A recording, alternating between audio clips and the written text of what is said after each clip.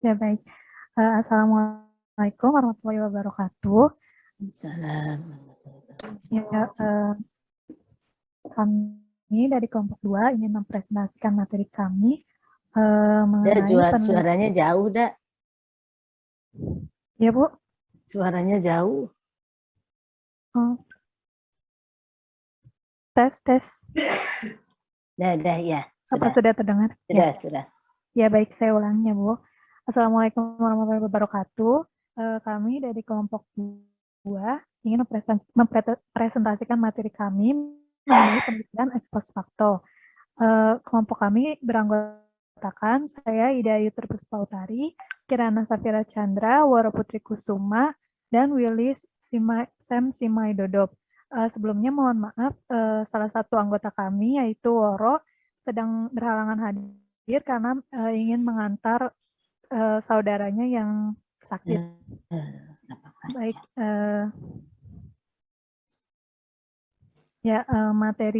materi ini mencakup yang pertama pengertian metode penelitian pendidikan, yang kedua pengertian penelitian ex post facto, yang ketiga macam-macam penelitian ex post facto, yang keempat kontrol dan hubungan sebab akibat dalam penelitian ex post facto, yang kelima karakteristik penelitian ex post facto, yang keenam kelebihan penelitian ex post facto, yang ketujuh kelemahan penelitian ex post facto, kedelapan merancang penelitian ex post facto, dan yang kesembilan yaitu langkah-langkah penelitian ex post facto. Yang pertama yaitu pengertian metode penelitian pendidikan.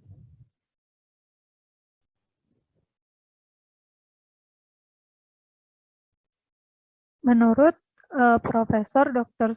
Sugiono dalam buku Metode Penelitian Pendidikan, Pendekatan Kuantitatif, Kualitatif, dan R&D pada tahun 2013, metode penelitian pendidikan dapat diartikan sebagai cara ilmiah untuk mendapatkan data yang valid dengan tujuan dapat ditemukan, dikembangkan, dan dibuktikan suatu pengetahuan tertentu sehingga pada gilirannya dapat digunakan untuk memahami, memecahkan, dan mengantisipasi masalah dalam bidang pendidikan.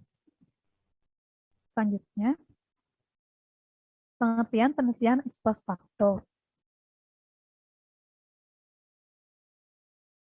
Yang pertama, menurut Sugiono dalam bukunya, metode ex post facto merupakan penelitian yang bertujuan untuk menemukan suatu masalah yang memungkinkan perubahan perilaku, fenomena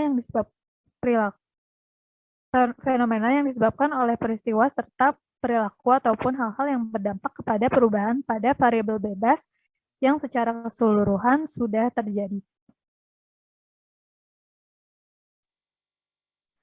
Penelitian ex post facto ini adalah metode untuk mencari kemungkinan anteseden dari peristiwa yang telah terjadi dan tidak dapat dikendalikan, direkayasa, atau dimanipulasi oleh peneliti.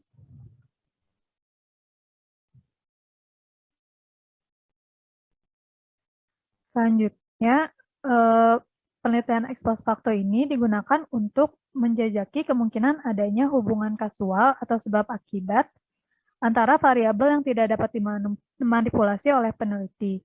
Nah, penelitian ini berbeda dari eksperimen. Penelitian ini dimaksudkan untuk menguji apa yang telah terjadi pada subjek, karena ex post facto sendiri artinya yaitu berarti sesudah fakta. Karena kausa atau sebab yang diselidiki tersebut sudah berpengaruh pada variabel lain. Adanya hubungan sebab akibat ini didasarkan atas kajian teoritis bahwa sesuatu variabel disebabkan atau dilatar belakangi oleh variabel tertentu atau mengakibatkan variabel tertentu. Nah, kemudian tujuan utama penelitian ex post facto adalah untuk menyelidiki apakah satu atau lebih kondisi yang terjadi mungkin menyebabkan perbedaan perilaku pada kelompok subjek. Atau dengan kata lain, apakah perbedaan yang terjadi antar kelompok subjek dalam variabel bebas menyebabkan terjadinya perbedaan pada variabel terikat. Selanjutnya,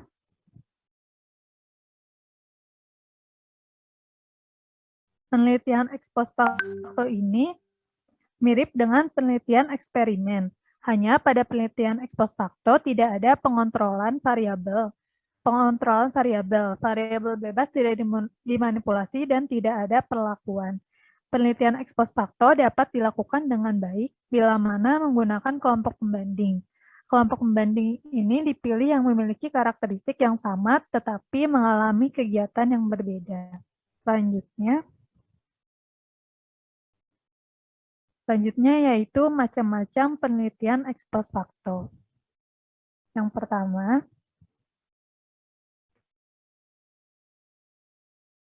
pertama yaitu causal research atau studi korelasi. Studi korelasi atau kausal ini berkaitan dengan mengidentifikasi antecedent, yang artinya sesuatu yang terjadi lebih dulu dari kondisi saat ini. Studi ini melibatkan pengumpulan dua set data, salah satunya akan retrospektif dengan maksud untuk menentukan hubungan antara mereka. Desain dasar dari eksperimen ini dapat dipresentasikan sebagai berikut, yaitu menggunakan simbol dari Campbell dan Stanley pada tahun 1963, di mana X sama dengan variabel bebas dan O sama dengan variabel terikat. Selanjutnya, ada sebuah studi oleh Burkowski pada tahun 1970 yang didasarkan pada desain penelitian ex post facto. Burkowski ini berusaha menunjukkan hubungan antara kualitas pelatihan sarjana guru musik, yaitu di mana variabel bebasnya, dan keefektifan selanjutnya sebagai guru mata pelajaran, yaitu variabel terikat. Ukuran kualitas pelatihan perguruan tinggi guru musik termasuk nilai dalam kursus tertentu, rata-rata kelas keseluruhan, dan penilaian diri, dan lain-lain. Efektivitas guru dinilai dengan indeks kinerja murid, pengetahuan murid, sikap murid, dan penilaian ahli, dan lain-lain. Korelasi antara semua tindakan diperoleh untuk menentukan hubungan. Penelitian ini dapat menunjukkan bahwa ada hubungan setelah fakta antara kualitas persiapan guru dan efektivitas guru selanjutnya.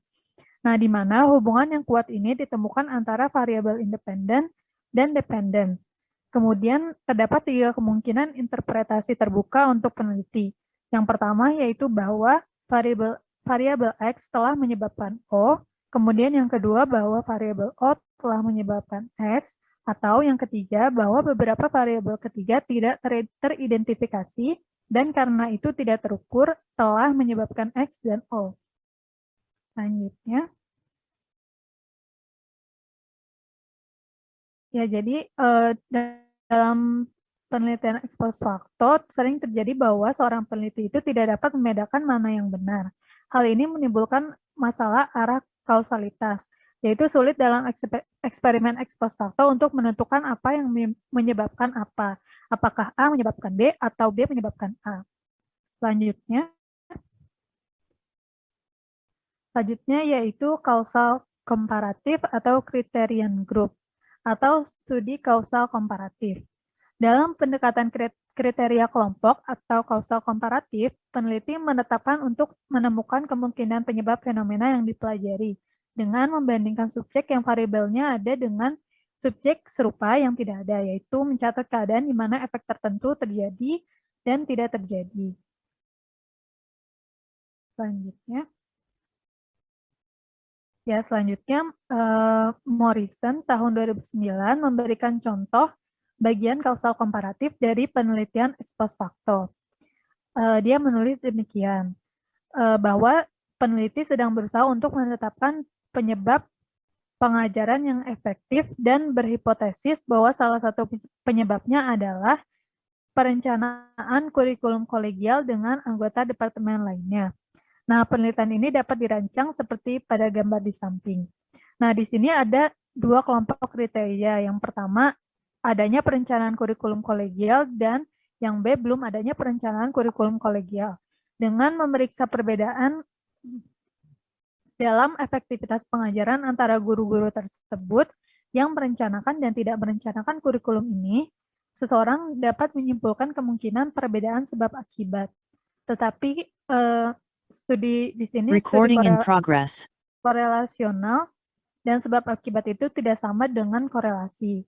Nah, di sini penyebab ketiga itu mungkin mempengaruhi pengajaran yang efektif atau tidak efektif dan ada atau tidaknya perencanaan kurikulum kolegial. Selanjutnya,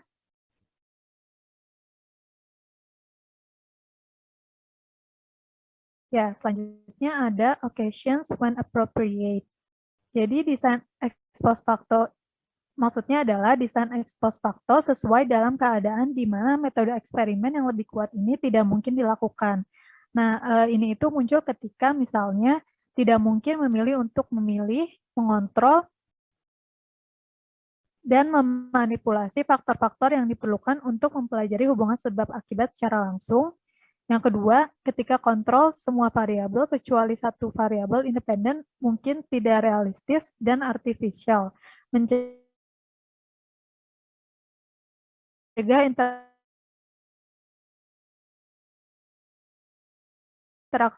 normal dengan variabel berpengaruh laboratorium. Untuk banyak tujuan ini tidak praktis, mahal, atau tidak diinginkan secara etis. Selanjutnya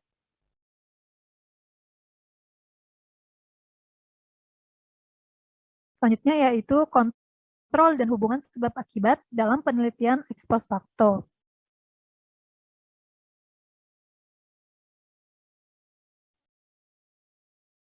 Yang pertama yaitu kontrol.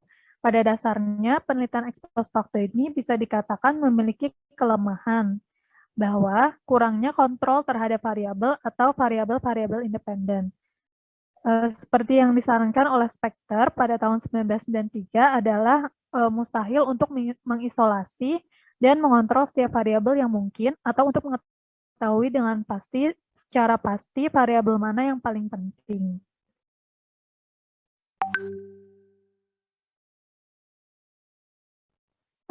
Sebelumnya yaitu perbedaan terpenting antara desain eksperimental dan desain ex post facto itu adalah kontrol, yaitu jika dalam situasi eksperimental itu peneliti setidaknya memiliki kontrol manipulatif. Mereka memiliki minimal satu variabel aktif. Sementara dalam situasi penelitian ex post facto, kontrol variabel independen itu tidak mungkin dan dalam hal pengacakan, peneliti harus mengambil hal-hal sebagaimana adanya dan mencoba untuk menguraikannya. Selanjutnya itu ada hubungan kausal. Untuk dapat menyimpulkan adanya hubungan kausal, maka diperlukan beberapa bukti, yaitu yang pertama, hubungan statistik antara X dan Y telah ditetapkan.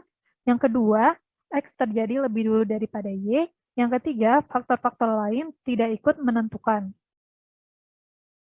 Selanjutnya, jadi untuk dapat menyimpulkan adanya hubungan kausal, maka diperlukan, selanjutnya, kalau kita sudah dapat menetapkan adanya hubungan antara dua variabel dalam suatu studi ex post facto, maka kita harus mencari lagi bukti tentang dua hal lainnya. Nah, dalam hal ini, peneliti harus menetapkan urutan waktu terjadinya kedua variabel itu. Artinya harus mempertimbangkan kemungkinan terjadinya Y sebelum X, sehingga Y tidak mungkin menjadi akibat X. Keputusan mengenai hubungan waktu antara X dan Y itu dapat dibuktikan berdasarkan pertimbangan logis atau berdasarkan hasil pengukuran yang menunjukkan bahwa Y sebelum X dimasukkan, kedua kelompok itu tidak berbeda. Nah, kemudian selanjutnya peneliti perlu mempertimbangkan apakah ada faktor-faktor selain X yang mungkin menjadi sebab bagi Y. Nah, kemungkinan ini dapat diperiksa dengan jalan memasukkan variabel yang relevan yang lain ke dalam analisis, kemudian mengamati bagaimana hubungan X dan Y itu setelah adanya variabel tambahan. Nah, di sini mungkin akan ditemui bahwa hubungan antara X dan Y itu tetap ada, sekalipun ada variabel yang dimasukkan. Dalam hal ini, peneliti mempunyai bukti yang menunjang kesimpulan tentang adanya hubungan kausal. Sebaliknya, mungkin bisa juga ditemukan bahwa hubungan X dan Y itu berubah, atau bahkan hilang sama sekali setelah adanya variabel lain yang dimasukkan. Nah, dalam hal ini, peneliti dapat mengambil salah satu dari dua kesimpulan, yaitu X bukanlah penyebab bagi Y, atau bahwa hubungan antara X dan Y itu tidak asli. Selanjutnya, penelitian ex post facto itu dimungkinkan adanya hasil yang tak sebenarnya yang disebabkan oleh penyebab umum dan variabel bebas lainnya. Akan dibahas lebih lanjut selanjutnya. Penyebab umum. Dalam hal penelitian ex post facto, kita harus mempertimbangkan kemungkinan bahwa variabel bebas dan variabel terikat ini adalah dua akibat terpisah yang disebabkan oleh variabel ketiga, karena adanya penyebab umum yang kadang jelas kelihatan. Namun, selalu ada keraguan-keraguan yang mengganggu tentang adanya penyebab umum yang tidak dibayangkan yang menjadi sebab adanya suatu hubungan. Peneliti ini harus senantiasa mempertimbangkan kemungkinan adanya penyebab umum yang menimbulkan hubungan. Selanjutnya itu variabel bebas lainnya.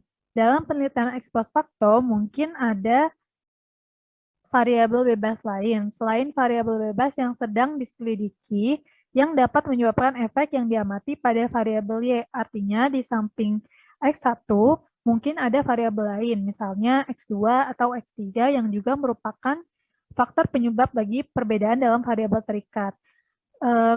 Kelemahan utama desain ex post facto itu adalah tidak adanya pengendalian karena tidak dapat menggunakan pengacakan untuk mengelompokkan subjek atau untuk memanipulasi variabel bebas secara langsung dalam situasi yang terkendali, maka selalu ada kemungkinan adanya variabel tidak dikendalikan yang menyebabkan perbedaan pada variabel terikat. Karena tidak dapat membuat asumsi bahwa pada awal penelitian kelompok-kelompok tersebut telah sama, karena peneliti tidak dapat mengendalikan siapa yang mendapat pengalaman dan siapa yang tidak. Oleh karena itu, mungkin ada sesuatu yang lain itulah yang menjadi variabel bebas yang penting. Jadi bukan karena pengalaman itu sendiri. Ya, selanjutnya akan dibacakan oleh Will.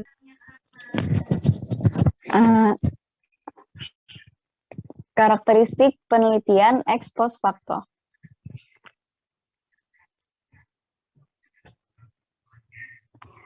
Yang pertama, data dikumpulkan setelah semua peristiwa terjadi. Yang kedua, variabel terikat ditentukan terlebih dahulu, kemudian meruntut ke belakang untuk menemukan sebab, hubungan, dan maknanya. Yang ketiga, penelitian deskriptif, yaitu menjelaskan penemuannya sebagai yang diamati. Yang keempat, penelitian korelasional mencoba menemukan hubungan kausal fenomenal yang diteliti. Penelitian eksperimental dan ex post facto dasar logika yang digunakan dan tujuan yang ingin dicapai sama, yaitu menentukan validasi empiris. Contohnya, jika X maka Y. Perbedaan antara penelitian eksperimen dan ex post facto adalah tidak ada kontrol langsung variabel bebas dalam penelitian ex post facto. Yang keenam, ada kelebihan penelitian ex post facto. Kelebihannya yang pertama yaitu sesuai untuk keadaan yang tidak dapat dilakukan dengan penelitian eksperimen. Yang kedua, informasi tentang sifat fenomena apa yang terjadi, dengan apa kejadiannya, di bawah kondisi apa fenomena terjadi, dan dalam frekuensi dan pola seperti apa fenomena terjadi. Yang ketiga, kemajuan dalam teknik statistik membuat desain ex post facto lebih bertahan. Selanjutnya ada kelemahan penelitian ex post facto. Kelemahan yang pertama yaitu kurang kontrol terhadap variabel bebas. Yang kedua, sulit memastikan apakah faktor-faktor penyebab telah dimasukkan dan diidentifikasikan. Yang ketiga, tidak ada faktor tunggal yang menjadi sebab suatu akibat, tetapi beberapa kombinasi dan interaksi faktor-faktor berjalan bersamaan di bawah kondisi tertentu menghasilkan akibat tertentu. Yang keempat, suatu fenomena mungkin bukan saja hasil dari sebab yang banyak, tetapi juga dari suatu sebab dalam satu hal dan dari sebab yang lain. Yang kelima, jika hubungan antara dua variabel ditemukan, sulit menentukan mana yang sebab dan mana yang akibat. Selanjutnya ada langkah-langkah penelitian ex post facto. Langkah-langkah menurut Sukardi yaitu yang pertama mengidentifikasi adanya permasalahan yang signifikan untuk dipecahkan melalui metode ex post facto. Setelah itu membatasi dan merumuskan permasalahan secara jelas. Setelah itu menentukan tujuan dan manfaat penelitian, dan terakhir melakukan studi pustaka yang berkaitan dengan penelitian. Setelah itu menentukan kerangka berpikir, pertanyaan penelitian, dan menentukan hipotesis penelitian, mendesain metode penelitian yang hendak digunakan, termasuk dalam hal ini menentukan populasi, sampel, teknik sampling, menentukan instrumen pengumpulan data, dan menganalisis data. Setelah itu mengumpulkan, mengorganisasi, dan menganalisis data dengan menggunakan teknik statistika yang relevan. Dan membuat laporan penelitian, termasuk dalamnya membuat kesimpulan. Untuk mendapatkan hasil penelitian yang baik, penelitian perlu melakukan langkah-langkah sebagai berikut. Yang pertama ada perumusan masalah, yang kedua hipotesis pengelompokan data, yang ketiga ada pengumpulan data, keempat analisis data, dan kelima ada penafsiran hasil.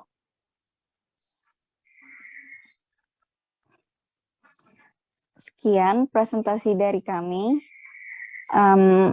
Apakah ada yang ingin bertanya atau menambahkan?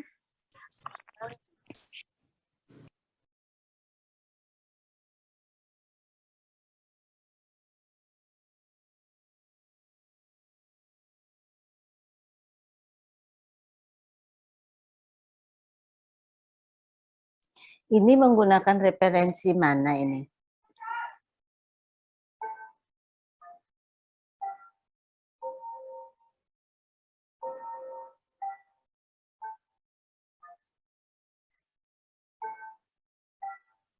Dari buku, Ibu. Ya, di bukunya referensi mana yang digunakan? Bukunya, sebentar saya lihat.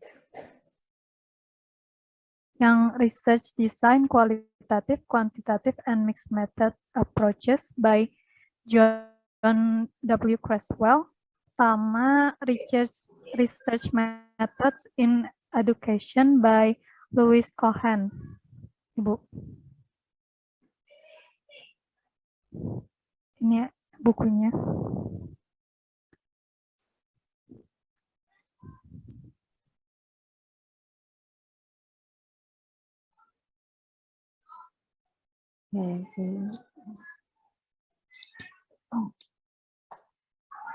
Jadi ek post facto itu ada di pilahan mana ek post facto itu? Creswell, Campbell. Creswell digunakan tidak? Kemarin saya kasihkan ke PJ-nya ada beberapa buku metlit. Digunakan tidak?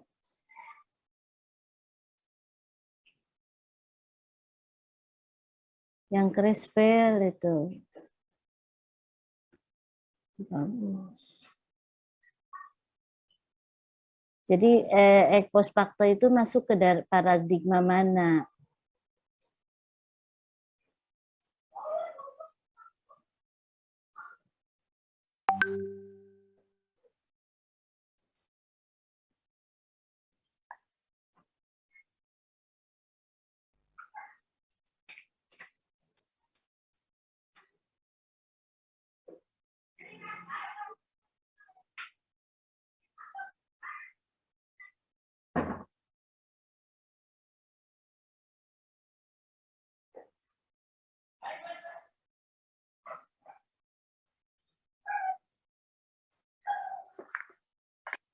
Ya, tadi kan di case post facto itu ada case study, ada causal research.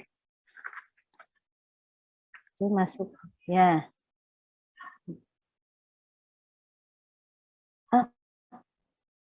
Kelas mana yang dikasih? Waduh. Belum.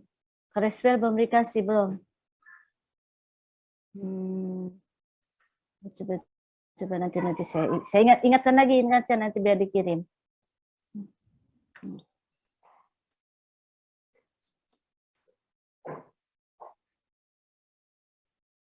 Tadi kan dibahas ada case study gitu ya.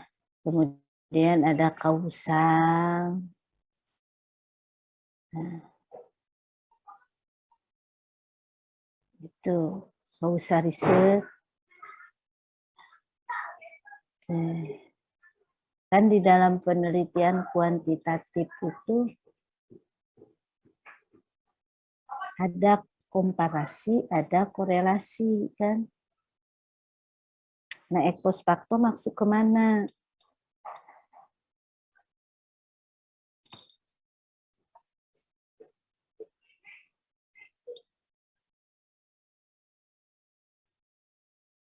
Arti ex post facto apa artinya?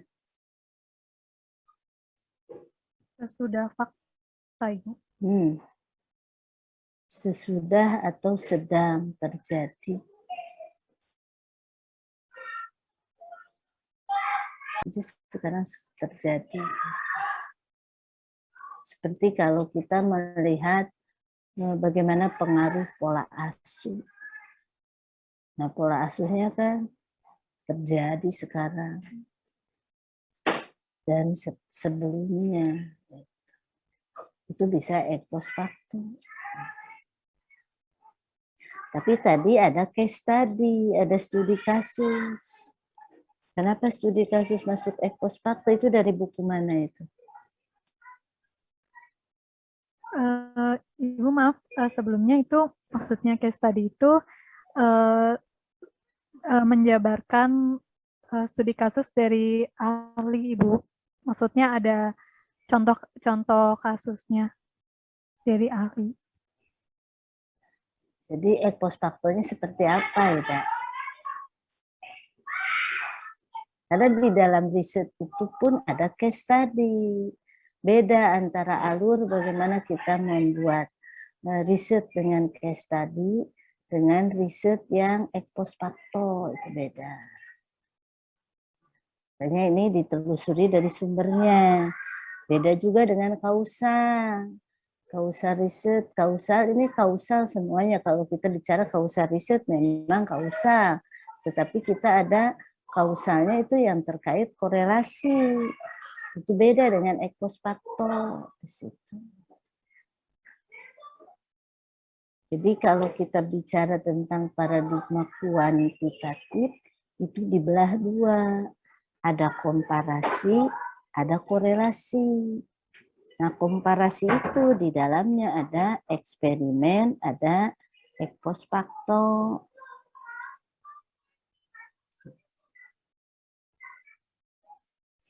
Sementara kalau korelasi yang tadi, korelasi itu masuk ke regresi, korelasi regresi, kemudian ada yang kausal. Nah, case study itu masuknya ke kuantitatif, kualitatif.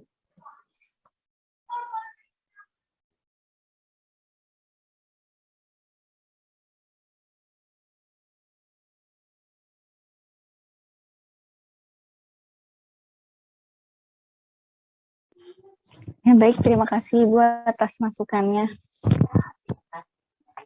Makanya ditelusuri sumbernya.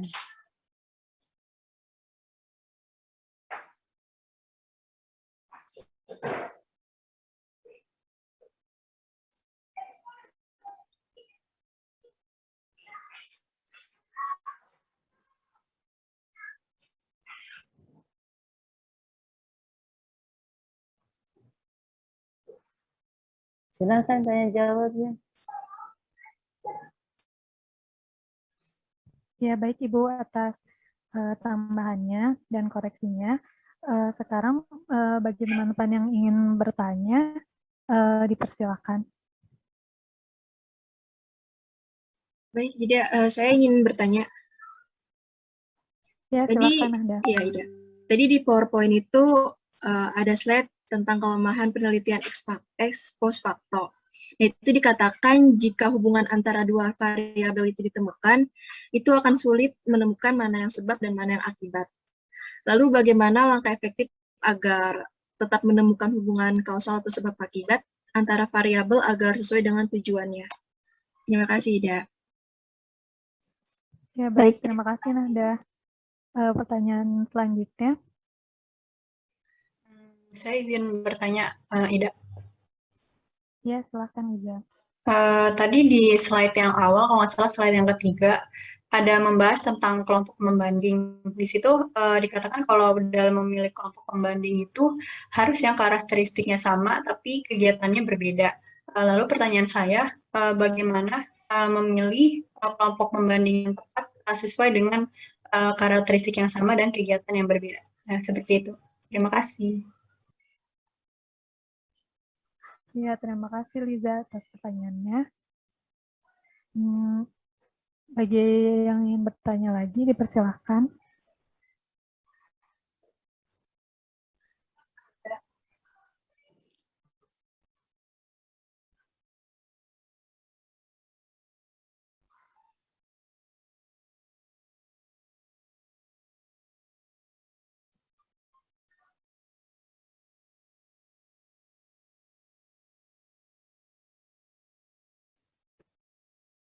Ya, baik. Terima kasih, Liza.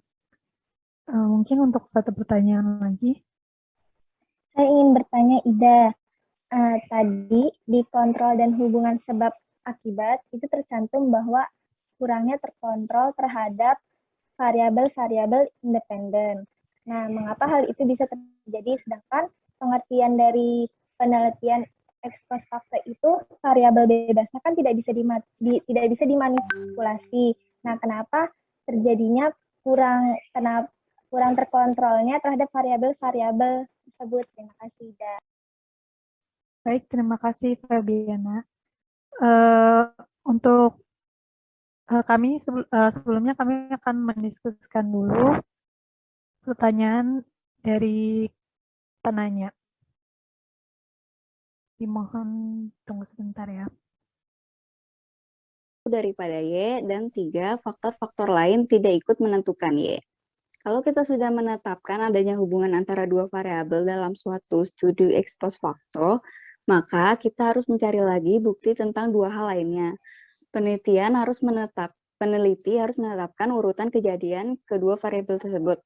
Artinya, ia harus mempertimbangkan kemungkinan terjadinya X sebelum Y, sehingga Y tidak mungkin menjadi akibat X. Keputusan mengenai hubungan waktu antara X dan Y itu dapat dibuat berdasarkan pertimbangan logis ataupun berdasarkan hasil pengukuran yang menunjukkan bahwa Y sebelum X dimasukkan, kedua kelompok itu tidak berbeda. Peneliti perlu mempertimbangkan apakah ada faktor-faktor selain X yang mungkin menjadi sebab bagi Y. Kemungkinan ini dapat diperiksa dengan jalannya memasukkan variabel yang relevan yang lain ke dalam analisis. Kemudian mengamati bagaimana hubungan X dan Y. Itu setelah adanya variabel tambahan. Mungkin akan ditemui bahwa hubungan antara X dan Y itu tetap ada sekalipun ada variabel lain yang dimasukkan. Dalam hal ini, peneliti mempunyai bukti untuk menunjang kesimpulan tentang adanya hubungan kasual. Sebaliknya, mungkin pula ditemukan bahwa hubungan antara X dan Y itu berubah atau bahkan hilang sama sekali setelah adanya variabel lain yang dimasukkan. Dalam hal ini, penelitian dapat mengambil salah satu dari dua kesimpulan, yaitu X bukanlah penyebab bagi Y atau bahwa hubungan antara X dan Y itu tidak asli. Terima kasih. Apakah cukup jelas, Nahda? Cukup jelas, Kirana. Terima kasih atas jawabannya. Terima kasih, Nahda. Ya, selanjutnya saya akan menjawab pertanyaan dari Esa, tapi sebelumnya mohon maaf karena tidak bisa menyalakan kamera karena jaringan lagi kurang membaik. Ya, apa-apa Willy, silahkan.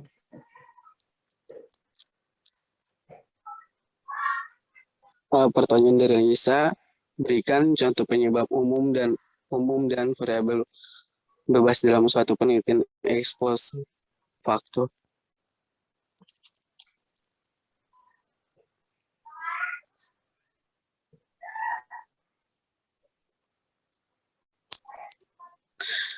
Dari penyebab umum, kemungkinan bahwa variabel bebas dan variabel terikat ada dua akibat terpisah yang disebabkan oleh variabel ketiga.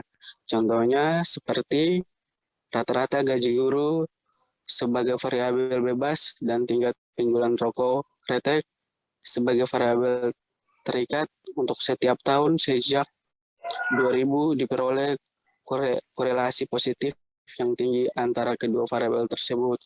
Jadi, gaji buruh maupun tingkat penjualan rokok kretek adalah akibat dari semakin meningkatnya kemakmuran dan inflasi. Nah, sedangkan variabel bebas ketidakadanya pengendalian, contohnya seperti pada pertemuan para kepala sekolah. Kepala sekolah X dengan bangga menunjukkan rendahnya peserta didik yang bolos masuk sekolah. Kepala sekolah yang lain mengemukakan bahwa guru di madrasah X itu kurang sekali, sehingga rendahnya peserta didik yang bolos masuk sekolah itu hanya menunjukkan bahwa sedikit sekali peserta didik yang bolos yang pernah dilaporkan.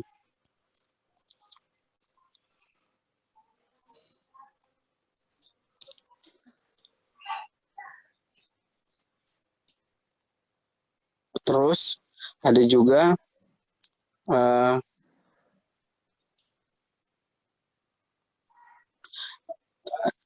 gejala atau fenomena yang disebabkan atau oleh suatu peristiwa, perilaku atau hal-hal penyebab perubahan pada variabel bebas secara keseluruhan sudah terjadi. Contohnya lagi, pengaruh peredaran minuman keras terhadap tingkat kenakalan remaja. Dalam hal ini, penelitian tidak mungkin melakukan eksperimen karena ia tidak mungkin memanipulasi kondisi subjek atau membuat agar para pedagang warung kelontong menjual minuman keras, kemudian mengukur tingkat kenakalan remaja. Meskipun demikian, pengaruh tersebut dapat diuji dengan cara membandingkan tingkat kenakalan remaja di daerah yang peredaran minuman keras dibatasi dengan daerah yang peredaran minuman keras dibebaskan.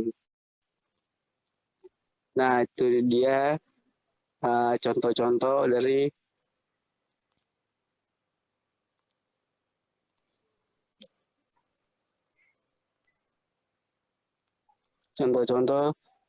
dari variabel bebas.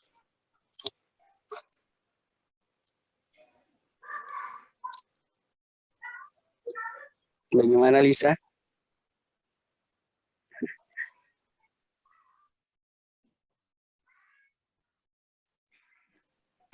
Selanjutnya saya akan menjawab pertanyaan dari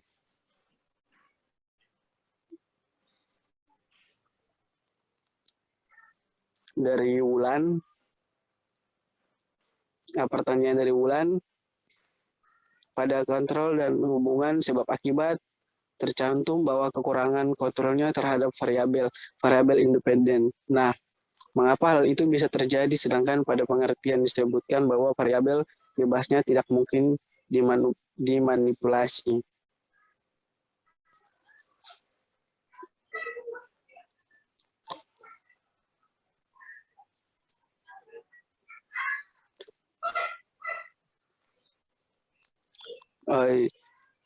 Jawaban dari tersebut, jadi menurut Natris tahun 1999, ciri utama dalam penelitian ex-post faktor yaitu tidak ada kontrol terhadap variabel.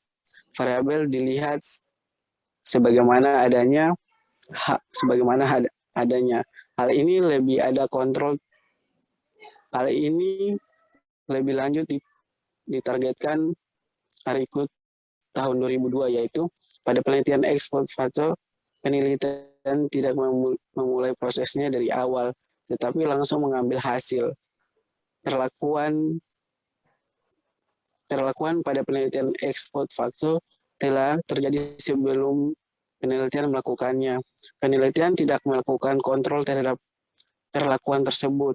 Dalam hal ini, penelitian hanya mengambil data mengenai pengaruh variabel bebas terhadap variabel bebas yang diteliti.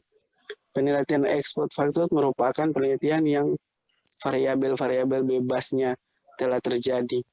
Perlakuan atau treatment tidak dilakukan pada saat penelitian berlangsung, sehingga penelitian ini biasanya dipisahkan dengan penelitian eksperimen.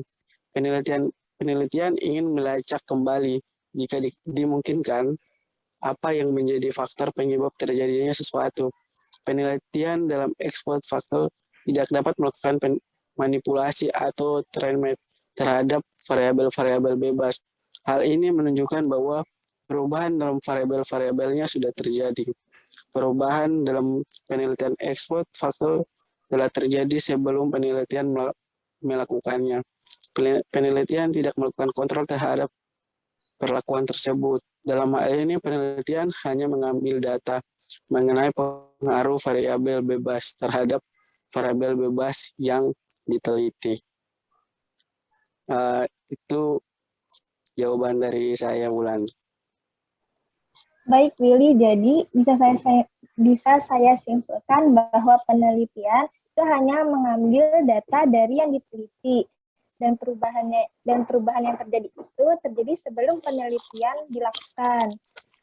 Dan penelitian itu juga nggak melakukan kontrol. Jadi dia cuma mengambil data dari variabel bebas saja. Terima kasih, Willy. Iya, benar sekali. Jadi dia cuma mengambil data langsung. Jadi dia tidak mengontrolkan lagi. Jadi dia cuma mengambil langsung datanya. Iya. Baik, Bu. Itu sekian dari kami.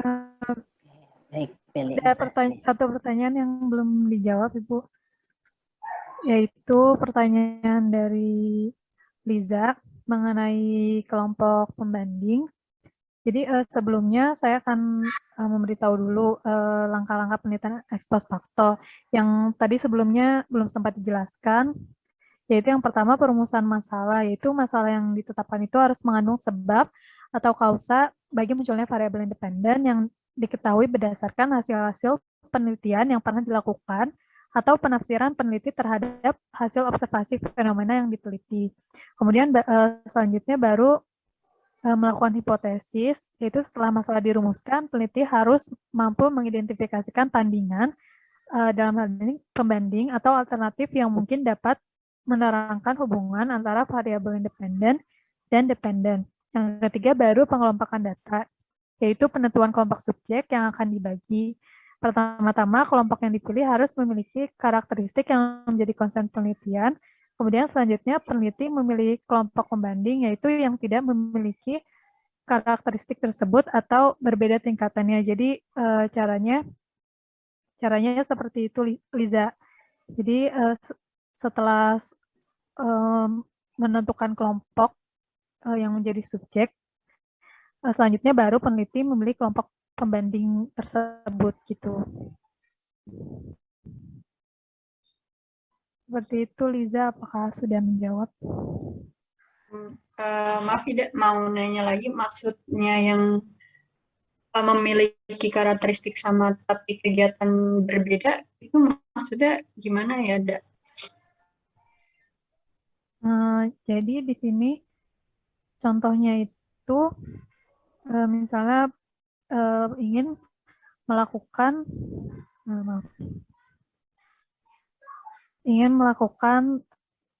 penelitian di suatu sekolah untuk mencari faktor-faktor yang menyebabkan prestasi lulusannya ini selalu lebih baik dibandingkan dengan sekolah-sekolah lainnya.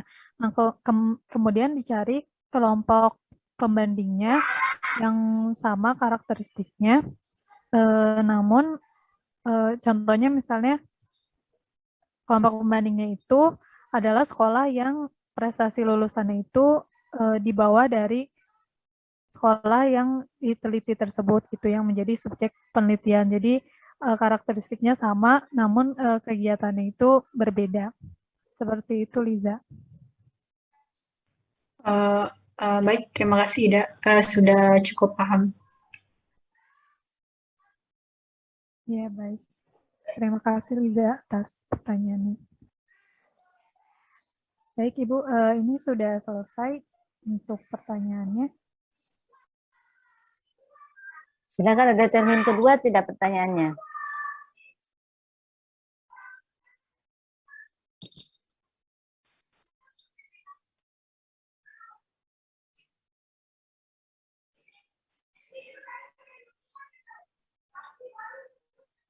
Ya, untuk teman-teman yang masih memiliki pertanyaan, dipersilakan untuk bertanya.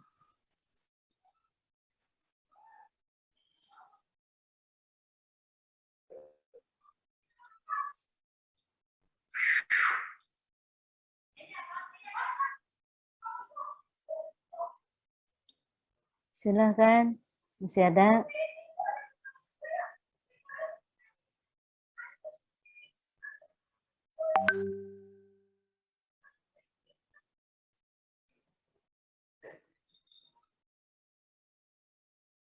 Tidak ada. Nah, kalau tidak ada berarti bikin tugas. Tidak ada. Ya. Oke, begini ini jadi masih pemahamannya masih ngambang. Jadi konsep ex post facto itu berarti kan ex post berarti di ex post sesudah fakta atau sedang terjadi faktanya itu. Nah, jadi kita di sini berarti masuk ke kelompok yang komparasi. Nah, tadi yang dijawab oleh Willy yang dimaksud dengan dikontrol itu kalau kita bandingkan dengan contoh melakukan suatu eksperimen. Manakala kita melakukan eksperimen misalkan pengaruh PJBL misalkan terhadap minat belajar IPA misalkan. Nah, ketika kita melakukan penelitian tersebut, kita kondisikan mana anak yang akan diberi PJBL, mana anak yang bukan PJBL. Nah, itu yang dimaksud dengan pengkondisian.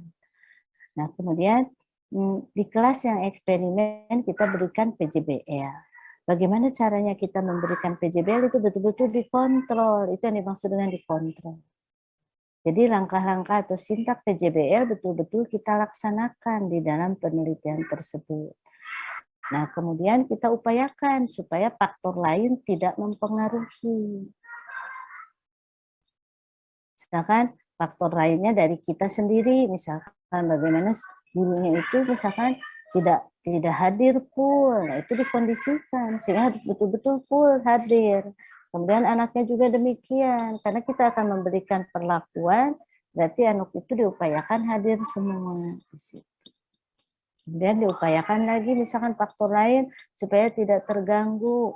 Misalkan ada kegiatan sekolah, nah itu dipantau di situ sehingga kapan kita melakukan penelitian itu betul-betul tidak ada gangguan. Itu yang dimaksud dikontrol.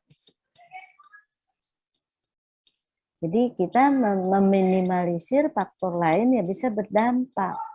Jadi kita optimalkan bahwa itu adalah dampaknya pada pemberian PJBL. Itu. Nah, sementara di ex post facto, kalau misalkan tadi saya ingin meneliti tadi yang permasalahan Ida, kenapa anak itu misalkan kurang bagus prestasinya, saya ingin menyelidiki faktor apa yang mempengaruhi itu. Saya ingin menengok misalkan apa sih yang terjadi di keluarganya misalkan. Jadi saya ingin menengok misalkan bagaimana pengaruh dari pola asuh orang tua. Nah, apakah pola asuh orang tua itu berdampak pada misalkan prestasi anak. Nah, dari situ kan saya melihat di dalam konsep pola asuh ada berapa pola asuh. Itu yang dilihat. Nah, jadi kita kelompokkan orang-orang anak-anak itu yang memiliki pola asuh tertentu. Jadi kita membuat instrumen dulu kepada orang tua untuk menanyakan apa sih selama ini yang dilakukan oleh orang tua. Jadi kita buatkan instrumen untuk mengecek teori di situ, berarti kita harus paham dulu apa sih arti pola asuh, ada berapa macam pola asuh, sehingga dari situlah kita membuat instrumennya. Nah, nanti orang tua itu mengisi instrumen. Nah, instrumen itu oleh kita dianalisis, mana orang tua yang memberikan pola asuhnya misalkan otoriter, mana misalkan orang tua yang pola asuhnya misalkan demokrasi, misalkan. Misalkan lagi mana orang tua yang pola asuhnya permisif. Saya membandingkan misalkan antara demokrasi, S1 cukup membandingkan 2 S1. Jadi saya membandingkan misalkan orang tua yang pola asuhnya otoriter dengan orang tua yang pola asuhnya misalkan demokrasi. Atau saya mau membandingkan antara demokrasi dengan permisif misalkan. Jadi nanti ketika orang tuanya sudah dikelompokkan oleh kita, ini si A berarti di demokrasi, si B misalkan di permisif. Nah, nanti anaknya juga dikelompokkan. Nah, jadi kan kelompok orang tuanya yang demokrasi siapa saja, kelompok yang orang tuanya permisif siapa saja. Nah, ketika variabel pola asuh orang tua, itu yang tidak bisa dikontrol oleh kita, karena itu terjadi pada orang tua. Kita tidak bisa, Bu, Ibu, nanti pola asuhnya permisif ya, Bu, nanti Ibu pola asuhnya otoriter ya, tidak bisa begitu. Itu yang dimaksud tadi, tidak dapat dikontrol. Jadi kita langkahnya hanya mengelompokkan data, bukan memberikan perlakuan. Itu ex post facto. Jadi data yang ada kita cek mana yang kelompok A, mana yang kelompok B, baru nanti dibandingkan, itu ex post facto.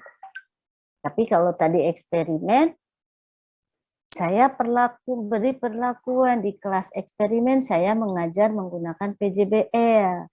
Di kelas kontrol saya menggunakan pembelajaran biasa. Nah, itu dikondisikan, dikontrol oleh kita. Tetapi kalau yang orang tuanya itu adalah siapa yang permisif, siapa yang demokrasi, itu kita tidak bisa kontrol. Karena itu yang terjadi pada mereka. Jadi variabel tindakannya tidak dapat dimanipulatif. Nah, itu maksudnya. Jadi manipulatif itu bukan konotasi negatif, tapi tidak dapat dikondisikan, gitu maksudnya. Contoh lain, kalau misalkan saya ingin melihat kenapa anak itu banyak yang tidak disiplin, misalkan saya kebetulan ngajak di daerah yang rawan, misalkan.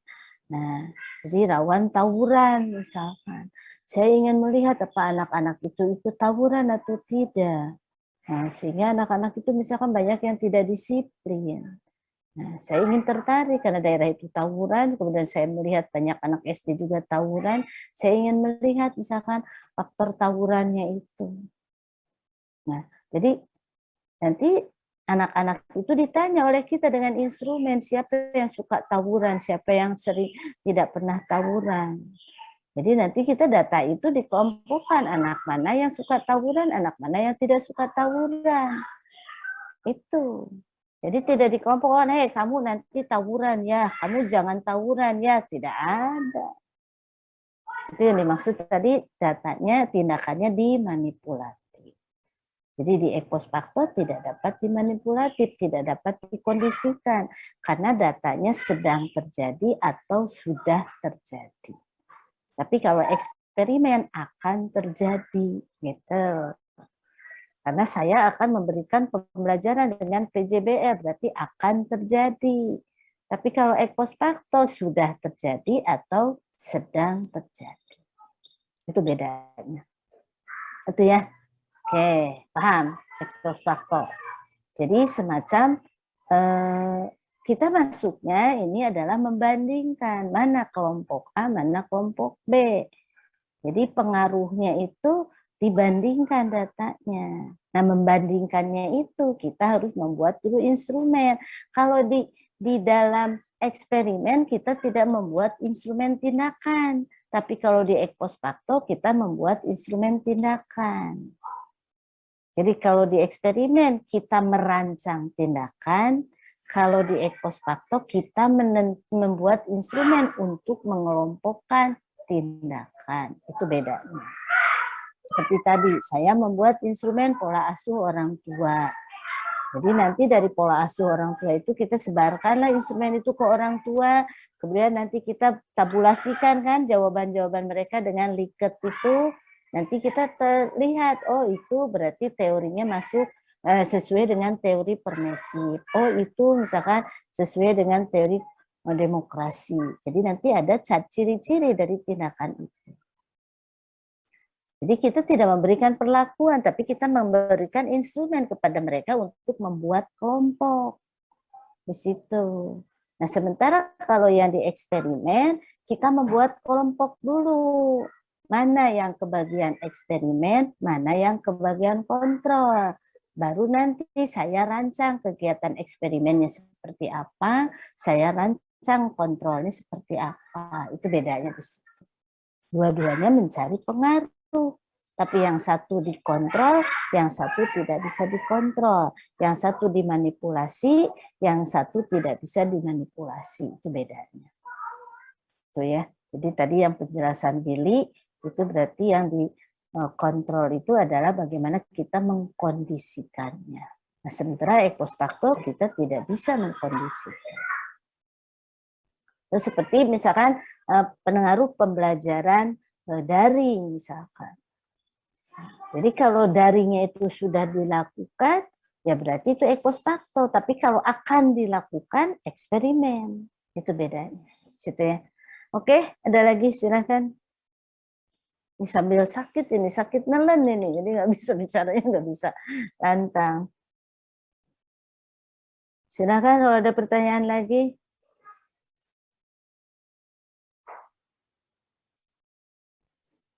Misalkan coba saya buka.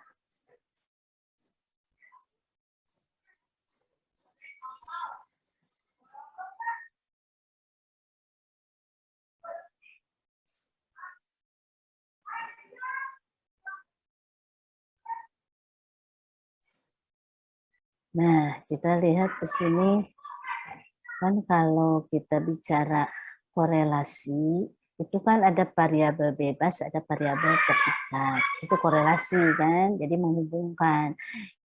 Ini kalau tadi dibahas dari penjelasan yang Ida sampaikan itu masuk ex post facto, maksudnya adalah ex post facto sudah terjadi gitu. Maksudnya begitu. Dan sedang terjadi. Tapi bukan yang dimaksud dengan ex post facto pada komparasi. Ini hubungan antara minat baca dan kemampuan bercerita. Apakah kalau minat bacanya tinggi, kemampuan berceritanya bagus? Itu kan hubungan, gitu ya. Nah, atau self efficacy terhadap minat baca. Nah, sementara kalau komparasi itu tidak ada namanya variabel bebas, tidak ada. Tapi namanya adalah variabel terikat. Situ.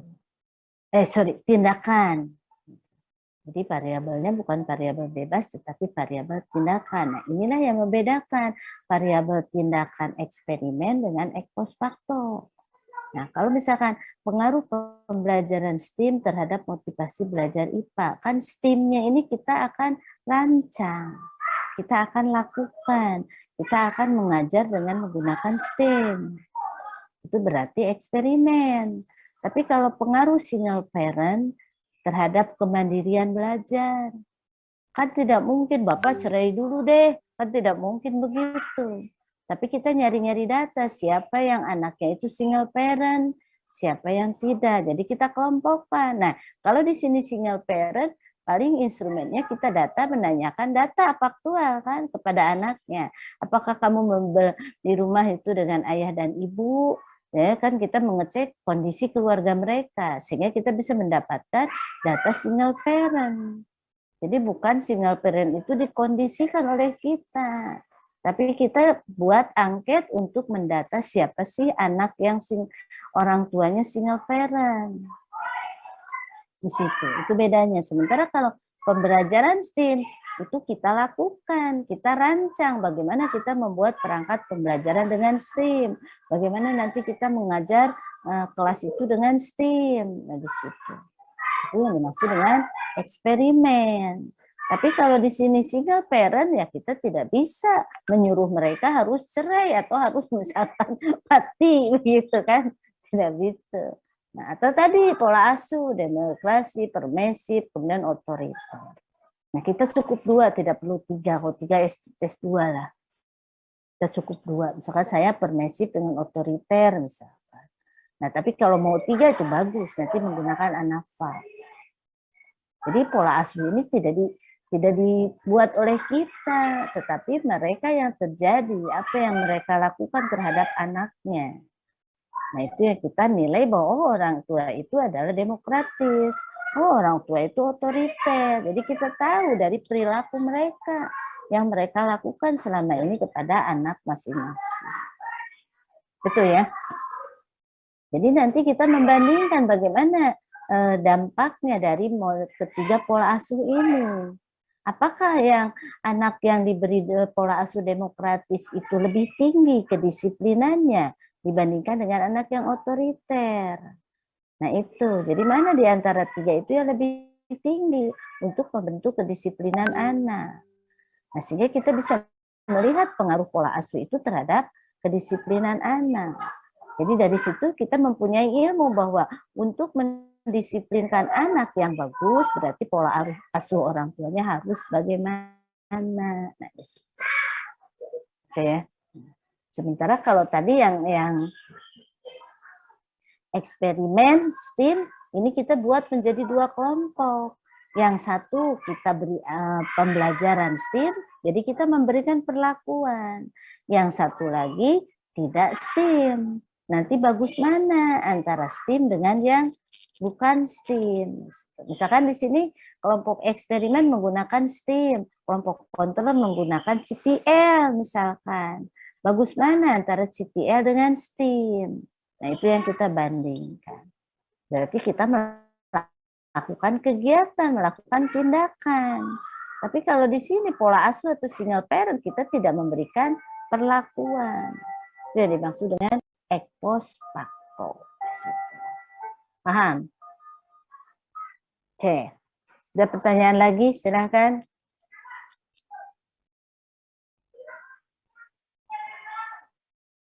Oke, kalau tidak ada berarti langsung ke tugas. Jadi nanti kalau diskusi kelompok, nanti saya jadikan co-host, dan manakala ada pertanyaan dari teman-temannya, bisa diskusi di break room. Jadi nanti kelompoknya masuk ke break room, mendiskusikan untuk menjawab pertanyaan teman-temannya.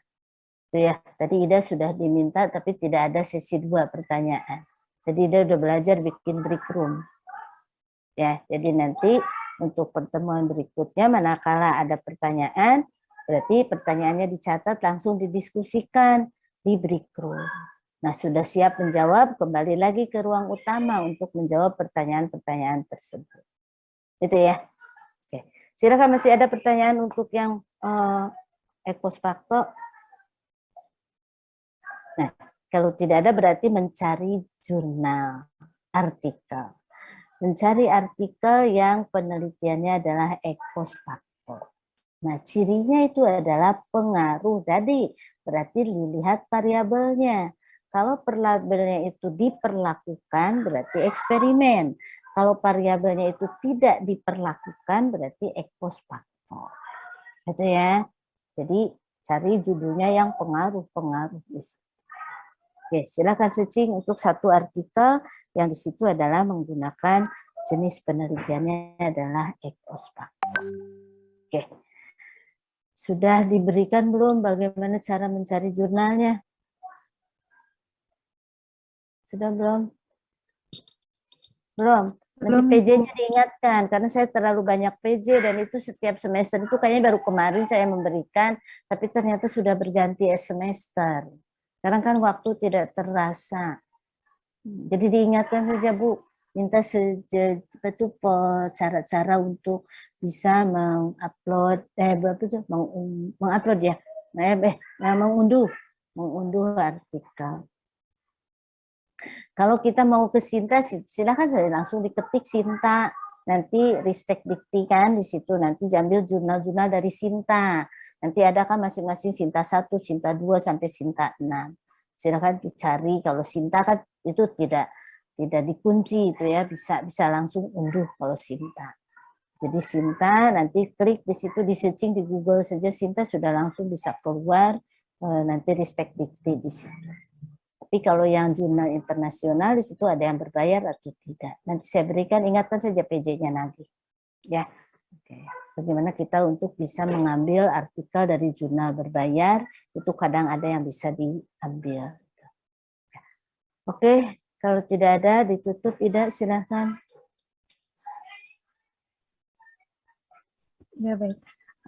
Sekian pemaparan mengenai penelitian ex post facto dari kelompok 2. Kurang lebihnya mohon maaf. Terima kasih atas perhatian teman-teman dan tambahan dari Ibu Iva. Wassalamualaikum warahmatullahi wabarakatuh. Salam. Waalaikumsalam warahmatullahi wabarakatuh. Terima kasih, Ida. Terima kasih, Iva. Ida dan Ibu Iva. Banyak Bu Iva. Cepat sembuh, Ibu. Belajar lagi dari artikel ya. Nanti ditagih PJ-nya. Terima kasih. Yuk, saya duluan ya, Lep ya. Yuk, Baik, Ibu. Waalaikumsalam warahmatullahi wabarakatuh.